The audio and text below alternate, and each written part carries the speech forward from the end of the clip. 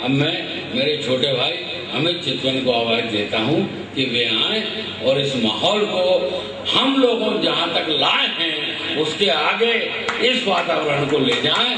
अमित चितवन को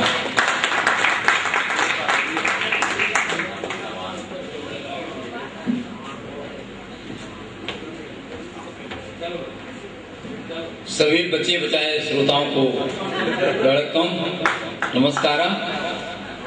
दोस्तों अभी बड़ी अच्छी सी कविताएं सुन रहे थे आप। दरअसल क्या है कि जब वो मंच पे कुछ सत्यनारायण की कथा शुरू हो जाती है, अवस्थी जी कहाँ जा रहे हैं आप? जब आपका नंबर आया था मैं तो नहीं गया था। दोस्तों कभी कभी क्या होता है, स्थिति बड़ी खराब है। मैं कुछ कविताएं आपको छोटी छोटी सुनाता हूँ। देखिए आप, सबसे पहले शुरू करता हूँ कि हमने अपने पालतू कुत्ते से कहा,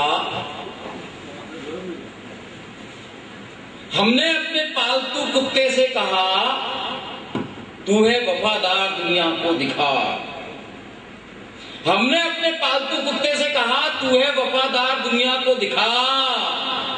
अब तो अपनी वफादारी निभाओ, जाओ पड़ोसी को काट कर आओ।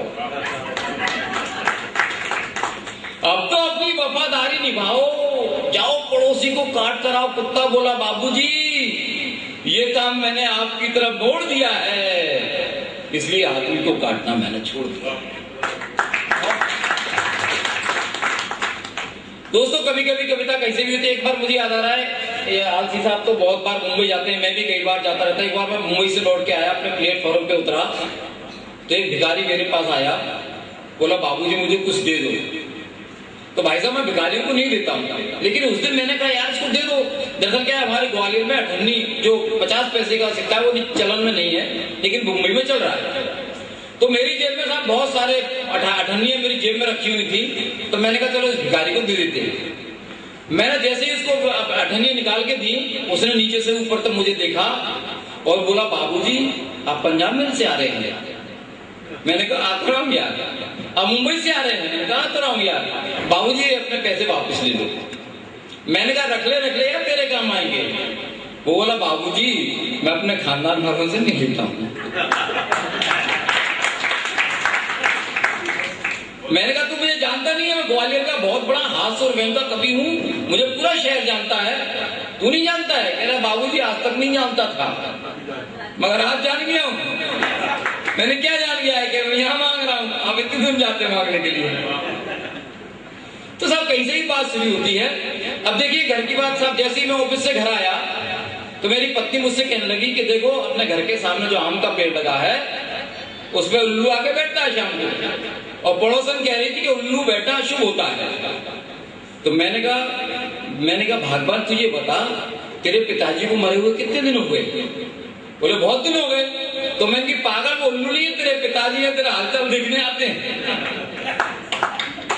लेकिन हमारी पत्नी भी साहब बोली आप कितने भोले हैं जो 20 साल के बाद सच बोले हैं। मैंने क्या सच बोले हैं कि रात को एक नहीं दो उल्लू आते हैं, एक मेरे पिताजी हैं और दूसरे आपके पिताजी। तो ऐसी स्थिति होती है दोस्तों।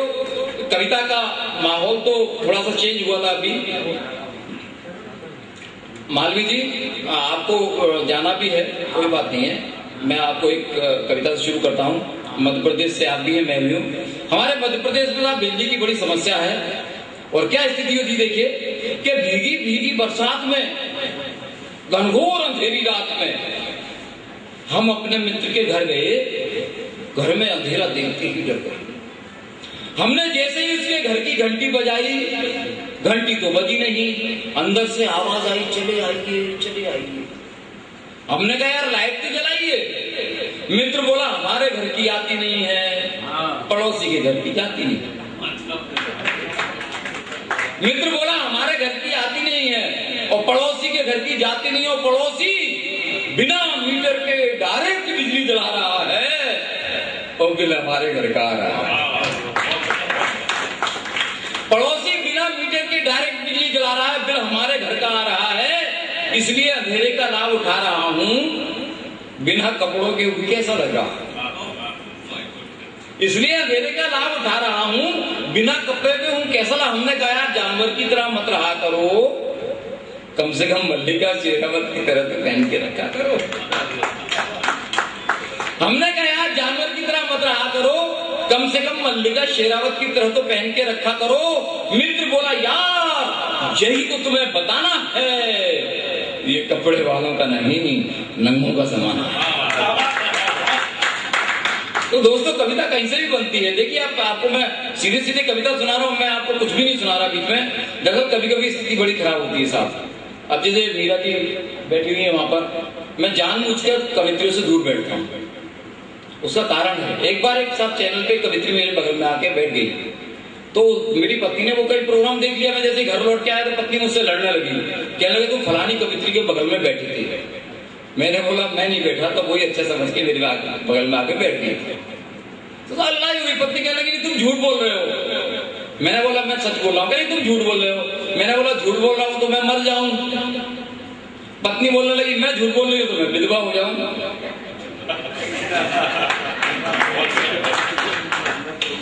बड़ी ऐसा होता है, अक्सर होता है ऐसा। देखिए आप मैं सीधे सीधे आपको कविता सुनाता हूँ। कन्हा भाई, सुधीर जी और मीरा जी बैठी हुई। मीरा जी बड़ी बड़ी अच्छी कविताएं पढ़ रही थी और अच्छा तरन्नुम में इनका। दोस्तों एक कविता सुनाता हूँ मैं आपको, अपनी सांप की कविता इन्होंने सुनी आपने। मैंने भी सांप पे बहुत लिखी है, मैंने कई तरह से कविताएं लिखी है। खैर मैं आपको सीधे सीधे एक कविता सुनाता हूँ। अवस्थी जी सीधे सीधे कविता के। एक दिन नौकरी का बुलावा शहर के पागल खाने से आया, ये सुन के पिताजी ने बुलाया, पड़ोसियों ने समझाया। एक अंकल बोले चले जाओ बेटा, सरकारी चपरासी को भी होता नहीं है घाटा। दूसरे दिन अपनी साइकिल पर चले जा रहे थे, मनी मन मधुर चांदी का गीत दिल में गा रहे थे। पागल खाने पहुंचते ही देखा सामने खड़ी थी एक पागल सी रेखा। पागल खाने पहुंचते ही देखा सामने खड़ी थी एक पागल सी रेखा। हमें देखते ही बोली क्या इंटरव्यू देने आए हो, साथ में बीए का सर्टिफिकेट लाए हो। मैं बोला हाँ मैडम लाया हूं, मगर क्या बताऊं 1 महीने में 100 इंटरव्यू देने आए। मगर क्या बताऊं 1 महीने में 100 इंटरव्यू देने आया हूं। मैडम मुस्कुराई हमारे पास आई, बोली मेरे छोटे से प्रश्न का उत्तर बताइए और 100वें इंटरव्यू में पास हो जाइए। आप बताएं पुलिस और नेता में क्या अंतर है। आप बताएं पुलिस और नेता में क्या अंतर है। हमने बिना सोचे समझे कह दिया मैडम ना अंतर है। पुलिस जेब भरने का खुला तंत्र है और नेता देश को लूटने का बढ़िया मंत्र है। हमने बिना सोचे समझे कह दिया मैडम ना अंतर है। पुलिस जेब भरने का खुला तंत्र और नेता देश को लूटने का बढ़िया मंत्र है। मैडम फिर मुस्कुराई हमारे पास आई। हमने कहा मैडम इस बार तो हमें पास कर दीजिए। मैडम मुस्कुराई हमारे पास आई, बोली राजा हरिश्चंद्र का जमाना नहीं रहा। आपकी समझ में आया जो कुछ मैंने कहा। अरे अपने आप को राजा हरिश्चंद्र की तरफ मत खींचो, नौकरी के वास्ते कुछ उल्टा सीधा बोलना भी सीखो, वरना बेरोजगार बनकर घूमते रह जाओगे और जिंदगी भर नौकरी ढूंढते रह जाओगे। दोस्तों कविता कहीं से भी शुरू होती है। देखिए आपके एक सांप ने दूसरे सांप से कहा यार बहुत दिन से तुमने किसी भ्रष्ट नेता को नहीं डसा। एक सांप ने दूसरे सांप से कहा यार बहुत दिन से तुमने किसी भ्रष्ट नेता को नहीं डसा और फिर आज तो बहुत दिन में नजर आ रहे हो, क्या किसी भ्रष्ट नेता को डसने जा रहे हो। दूसरा सांप ये सुनकर गुस्से में आया, अपना फल उठाकर चीखा और चिल्लाया, बोला यार क्यों मेरे दिल को फिर से हिला रहा है और जहरीले नेता को डसू मुझे सिखा रहा है। जहरीले नेता को डसू मुझे सिखा रहा, तुझे मालूम नहीं नेताओं का खून अब रंगीला हो गया है, इसलिए तो नेता अब हमसे ज्यादा जहरीला हो गया है। इसलिए तो नेता हमसे ज्यादा जहरीला हो गया है, इसलिए मैंने नेताओं को डसना बसना छोड़ दिया है, इसलिए अपना मन गांव की तरफ मोड़ लिया है। अब देखिए नेता को सीमेंट और लोहे जैसा, यूरिया और चारे सा भारी सामान भी पच रहा है, इसलिए कहता हूं नेता को खुद डस रहा है। इसलिए कहता हूं नेता खुद नेता को, हम सांपों को तो यूं ही बदनाम कर रखा है। सच मानिए नेताओं की नस नस में जहर बसा है, ये नेताओं के रूप में सांप है, अरे तो गिरगिटों के भी बाप हैं, मौका हाथ लगते ही रंग बदलते हैं। मेरे यार चलो तुम तो गाँव चलते हैं, मेरे यार चलो तुम तो गाँव चलते हैं। दोस्तों ताली वाली बजाओ जरा, ये तो मैंने बेल की कविता इसलिए सुनाई, दरअसल इसलिए सुनाना पड़ती है क्योंकि कविता के थोड़ा सा माहौल मालवी साहब थोड़ा सा भारी कर गए। थोड़ा सा लग रहा था मुझे कि बेचारे बार बोले ताली बजाओ ताली बजाओ, ताली तो कविता से बच जाती है, बजवाने वाला होना चाहिए साहब।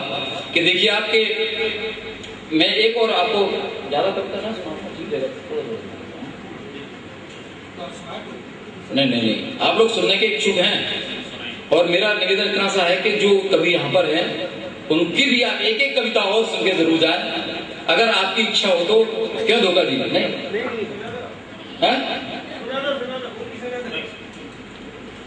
अब धोखा जी आ रहे हैं। वास्तविक में तो यही है कि जितने कम श्रोता होंगे तालियों की आवाज आपको ज्यादा सुनाई देगी। नहीं, क्योंकि शोरगुल में तालियां भी गुल हो जाती है। नहीं, ऐसा नहीं है, कविता अपने आप। शोरगुल में तालियां भी कम हो जाती है, तालियों की उम्मीद ना कर और दिल से दुआएं निकलती है जब वाह वाह निकलती है। नहीं तो कविता अपने आप ताली बजवाती है दोस्तों, कविता अपने आप ताली बजवाती है, कविता में होना चाहिए दम। दोस्तों मैं छोटी छोटी बातों शुरू करता हूं। देखिए आप कि हमने जैसे ही मच्छर मारने की दवा घर में डाली, हमने जैसे ही मच्छर मारने की दवा घर में डाली, एक मच्छर ने जोरदार आवाज निकाली, बोला बाबूजी मुझे मारने की दवा डाल रहे हो और अपनी आस्तीन में बड़े बड़े मच्छर पाल रहे, मुझे मारने की दवा डाल रहे हो, अपनी आस्तीन में बड़े बड़े मच्छर पाल रहे। हमने कहा मच्छर जी आप रात भर हमें सोने नहीं देते हैं, बेमतलब हमारा खून पीते हैं। मच्छर बोला बाबूजी हम थोड़ा सा खून पी लेते हैं, फिर कुछ पल किसी कोने में जाके जी लेते हैं। अरे आपको मारना है तो उनको मारो, दवाई के सारे असर उधर उतारो जो पिछले 64 साल से तुम्हारा खून पी रहे हैं और दिल्ली में मस्ती से आज भी जी रहे हैं। तो कविता कहीं से भी शुरू होती है साहब। देखिए आपके शादी के 20 साल बाद, अवस्थी जी आपकी नहीं मैं अपनी स्थिति बता कि शादी के 20 साल बाद प्यार में मिठास और सब्जी में स्वाद। एक दिन तो ऐसी आफत आई, पत्नी ने घर में झाड़ू लगाई, घर का सारा कचरा इकट्ठा किया और बड़े प्यार से हमारे सर पर रख दिया। हमने कहा तो बहुत प्यार कर रही हो, 20 साल के बाद क्यों मर रही हो? पत्नी मुस्कुराई, हमारे पास आई, बोली मैं तुमसे प्यार कर रही हूं ना मैं तुम पे मर रही हूं, मैं तो कचरे के ऊपर ढर रही हूं।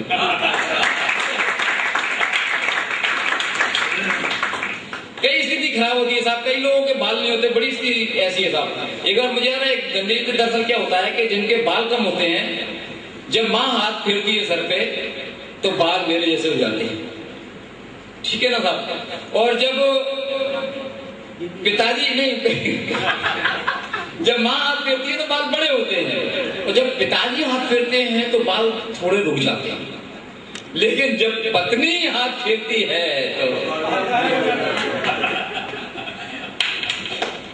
तो कैसी स्थिति होती है साहब। तो मैं चाहता एक बार अब मैं कह सकता हूँ कि आप लोग बजा सकते हैं ताली, जरा बजाइए।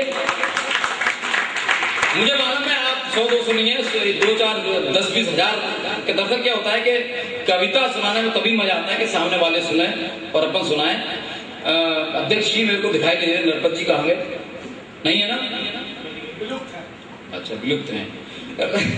स्थिति ये होती है साहब, देखो अभी बड़ा अच्छे तरह में ये सुनाने की, मैं आपको 4-6 पंक्तियां सुनाता हूं। देखिए आप,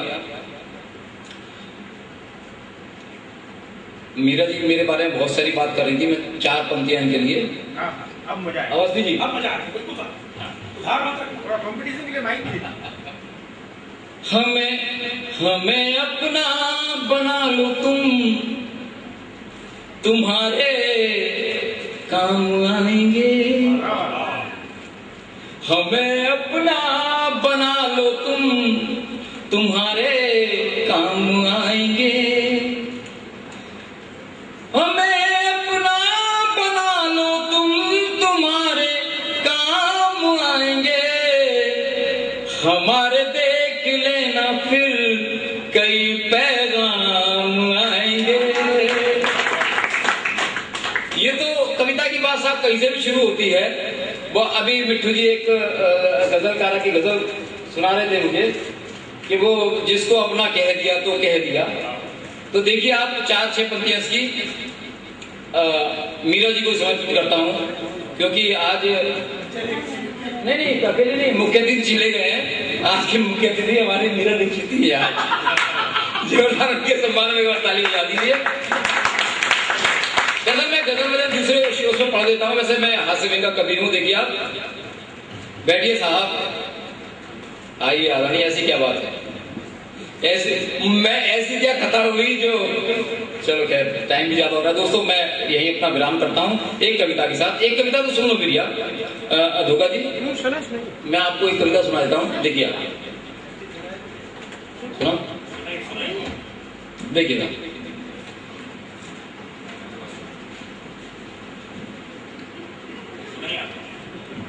दरअसल क्या होता है कि कविता एक ऐसी विधा है कि बिल्कुल नाजुक विधा है, इसमें थोड़ा सा डिस्टर्बेंस नहीं होता। देखिए मैं आपको सीधी सीधी कविता सुनाता हूं कि मैं जैसे ही एक कार्यक्रम से हूट होकर आया, मैंने तुरंत अपना हाथ एक हस्त्री का विशेषज्ञ को दिखाया। मैंने कहा भाई साहब मेरे हाथ की रेखा देखकर बताओ शनिचर मुझसे कितनी दूर खड़ा है। मैंने कहा भाई साहब मेरे हाथ की रेखा देखकर बताओ शनिचर मुझसे कितनी दूर खड़ा है। वो बोला भाई साहब शनिचर तुमसे दूर कहीं नहीं खड़ा है, वो तो पिछले 5 साल से तुम्हारे ऊपर चढ़ा है।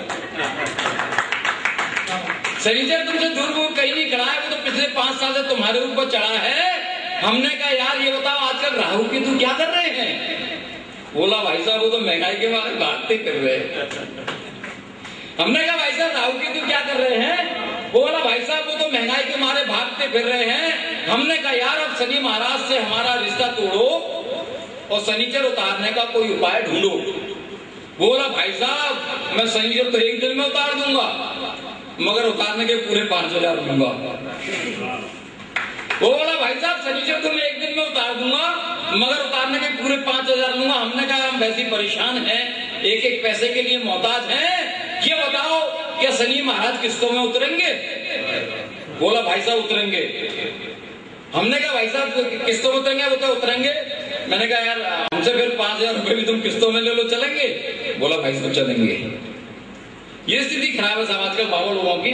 और आखिरी में मैं चाहता हूं कि जो कविता कौन पढ़ना चाहता है सबसे पहले, हाँ दोस्तों इनके बारे में बताऊं कि हमने बिल्ली से कहा मौसी भ्रष्टाचारी के लिए कौन है दोषी।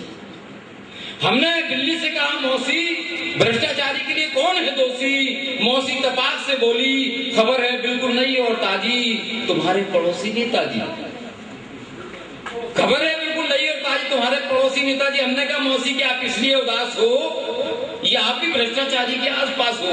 मौसी बोली नहीं बेटा मैं तो तेरे मौसा के साथ कल बाजार शॉपिंग करने जा रही थी। मुनी मन खूब मुस्कुरा रही थी, इतने में मुझे और तेरे मौसा को बांट गया। अरे क्या बताऊं बेटा एक मनुष्य नेता हमारा रास्ता काट गया। तो मैं चाहता हूं दोस्तों, मैं तो बहुत देर तक पढ़ता रहूं कोई दिक्कत नहीं है, लेकिन मैं चाहता हूं कि हमारे बीच हमारे इस कार्यक्रम के संयोजक धोखा जी आए और धोखा नहीं देके जाए, कविता सुनाए। जोरदार ताली बजाएं।